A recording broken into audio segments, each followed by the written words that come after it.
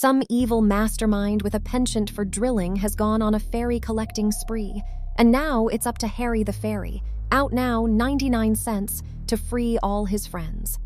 His rescue mission will take him to the very center of the world, past plenty of deadly machinery and locked gates. But as long as there's a barrel to be rolled, you just can't get a fairy down.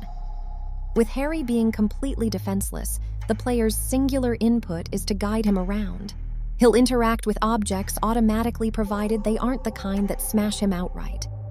Levels present a widely varying balance of environmental puzzles and trap evasion sequences, with the latter overtaking the former as the game progresses. Environment puzzles generally revolve around the task of getting barrels to bust through gates. That, in turn, requires shaping the caverns appropriately by shoving Harry against levers and swinging ramps, plus giving barrels the occasional nudge to get them rolling. The puzzles are executed very cleanly and organically, and yet I'm sad to report that they really didn't do much for me.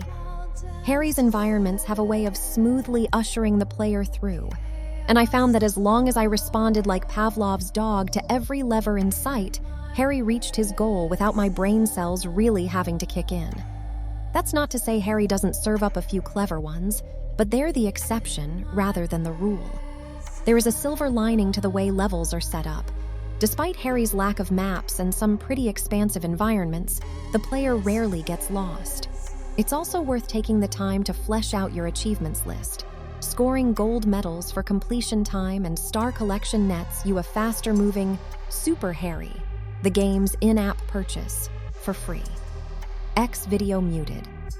Far more engaging than Harry's gate puzzles are its Twitch action sequences. Here, the player flies Harry through a series of deadly contraptions or dodges searing hot walls as air currents sweep him through at breakneck speed. If that sounds like it's only for die-hard challenge seekers, don't sweat it. Protective shields and checkpoints abound, so you'll never have to master a passage twice, and it's certainly exhilarating the first time through.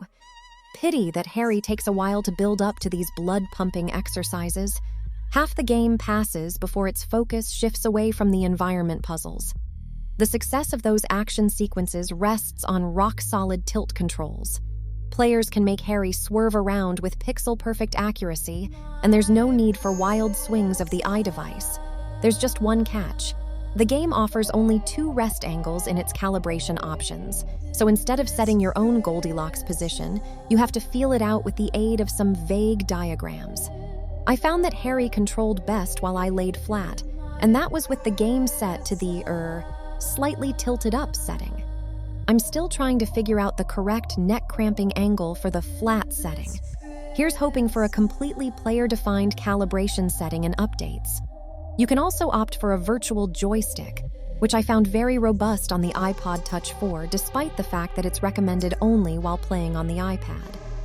With its organically winding cave networks and an enchanting new age track playing most of the time, Harry carries a clean and formidable presentation.